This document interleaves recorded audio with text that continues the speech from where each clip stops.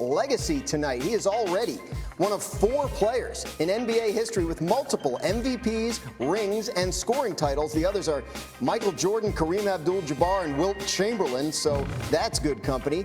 In the biggest moments, Curry has been money. He has 13 30-point games in the NBA Finals. That is tied with Kobe Bryant for the 4th most since the NBA-ABA merger in 1976-77. But he is still chasing that elusive Finals MVP award. Curry has 3,536 career points entering Game 6. That's the 4th most points in NBA playoff history by anyone who doesn't have a Finals MVP. So, Game 6 tonight. We have the possibility that the Warriors win the game and the series tonight. They know this. They've been here before. They've been in every possible position, it seems, in the playoffs. Brian, what does their past experience tell you about Golden State's mindset going into this game?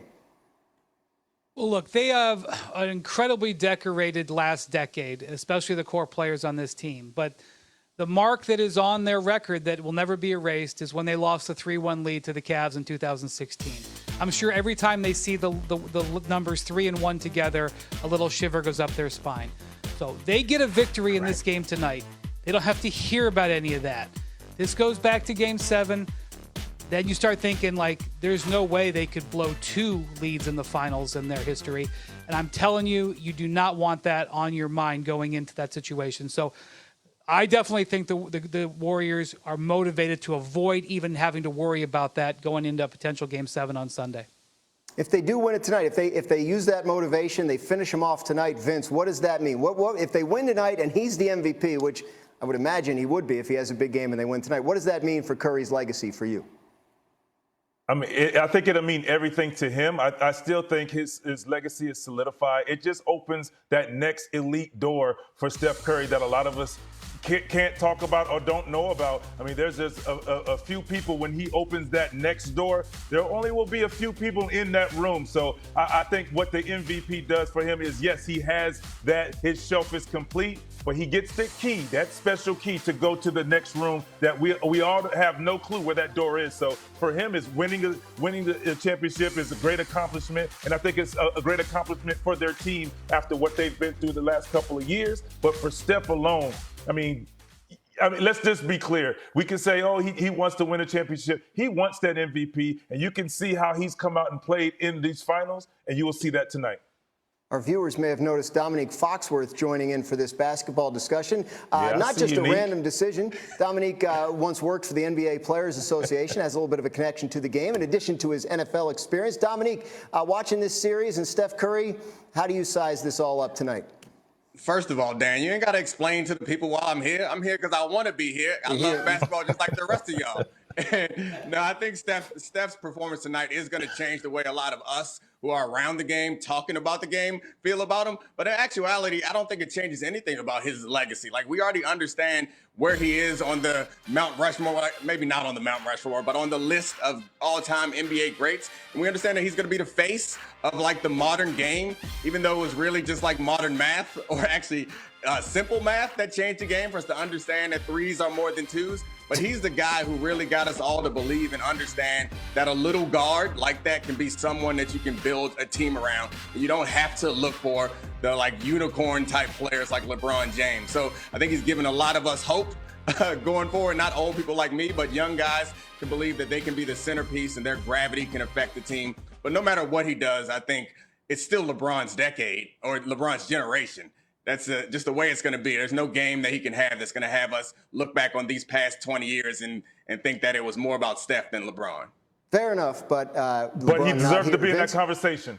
Absolutely. He deserves to be in that conversation. And the reason why I said Steph has stretched the game, and I mean stretched the game is with the shooting. Yeah, you know, before him, there were guys shooting it, not as this consistent, but he stretched the game where you see more guys shooting from distance, you know, with a nice percentage to add to that. And the way you guard defenses, you know, coming in as a young pup, we were taught to run to to the paint first and build your way out. Now you're seeing run to the top of the three-point line and build your way out because of guys like Steph, like Trae Young, like Dame Lillard. So I think he's continued to stretch the game, and he deserves to be in that conversation. Not saying that he's better than LeBron in this era, but he deserves to be in the conversation when you talk about it.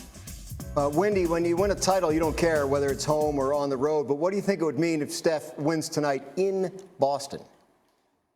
Well, he declared himself yesterday the petty king. If he takes the Bill Russell Trophy in Boston and raises it tonight, that'll be true.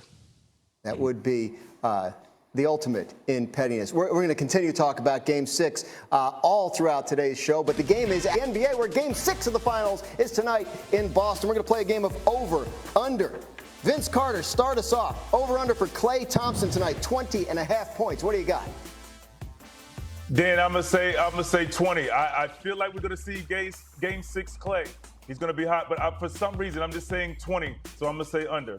Maybe a low-scoring game overall. Brian Windhorst, over under for Jason Tatum, 3.5 turnovers in this game. Which way are you leaning? Yeah, well, considering he just broke the all-time record for most turnovers in the history of a playoff run, I'm going to have to say over. It doesn't necessarily mean the Celtics are going to lose, but I think that would be the smart bet. Well, it certainly won't help, that's for sure. Vince, 4.5 threes for Steph Curry tonight. Over or under? I'm going to go under, Dan, once again. I think the Boston Celtics want to keep him under control and at wraps, and if they're going to lose, they're going to lose to the others, and I'd say under at 4 made threes. Well, they lost to the others in Game 4, or in Game 5. Curry had 43 points in Game 4, just 16, though, in Game 5, and he didn't make a single three-pointer. Obviously, incredibly unusual for the all-time leader in that category. After that game, his teammate Draymond Green talked about how Steph would bounce back from his 0 for 9 performance from 3. He's going to keep shooting, and we're going to keep doing all that we can to get him shooting. So he was 0 for 9 from 3. He's going to be livid going into Game 6, and that's exactly what we need. All right, so Brian Windhorst, Vince Carter with us, as mentioned, to talk NBA. Brian, is that what you're expecting, a livid Steph Curry to come out and torch the Celtics tonight in a big bounce-back game? There's so much respect for Steph, and he has inflicted so much damage to the Celtics in this series that I can tell you, in talking to both sides yesterday, it's not even a question of whether he's going to bounce back. It's just an assumption. And so I expect the Warriors to continue with their game plan, which is a lot of heavy Steph Curry pick and roll at the top of the key, letting him score on his own, create his own shot. It is incredible to watch what Steph has been able to do in this series. He is averaging 13.5 points unassisted. That is like Shaquille O'Neal, Kareem Abdul-Jabbar level. We were used to seeing it decades ago, players doing it in the post. Steph does it at the top of the key. I expect him to do it again tonight, and I don't know if it's going to lead to a win, but I would expect Steph Curry to be great again. Vince, how do you size up what you've seen from Steph so far and what you expect tonight? The word livid, I don't know. I think it's going to be super aggressive, and he's going to go out, like Wendy said, and they're going to allow him to go out and get his, and he's going to make plays and draw the attention. And regardless of if it's that drop coverage or one-on-one or he's double-teamed, he's going to make the right play. And I think an aggressive Steph Curry is going to open up opportunities for everyone because he's understand they're one game away for a lot of reasons, for things that he wants to accomplish, things that they want to accomplish, and doing it for some of the guys like Andrew Wiggins, who has been extremely solid for the Golden State Warriors. So, yes, he's going to come out and set the tone for the Golden State Warriors. Brian, we were talking in the meeting earlier. You said you saw something different from Boston defensively against Steph in Game 5. Are they pretty much throwing everything they can at him and daring the other guys to beat them? Yeah, they turned up their aggression level a little bit. They stepped more forward on him, picking him up What's one of the reasons why he hoisted a couple of those 30-footers? Because instead of trying to meet him at 23 feet, they were meeting him at 25 feet, so he shot from 30. That's kind of the counterbalance that Steph has. And I think they were pretty pleased with the way it all worked out. They know he's not going to go 0 of 9 every game. And look, Andrew Wiggins has arguably had two of the most important and impressive games of his career these last 2 games. And he has definitely had space created for him by the attention to Steph. And I am in agreement with Vince. If the Celtics are going to lose this series because Andrew Wiggins has 3 brilliant games in a row, they would rather go down like that than let Steph put another 40 spot on them in their home building. Wiggins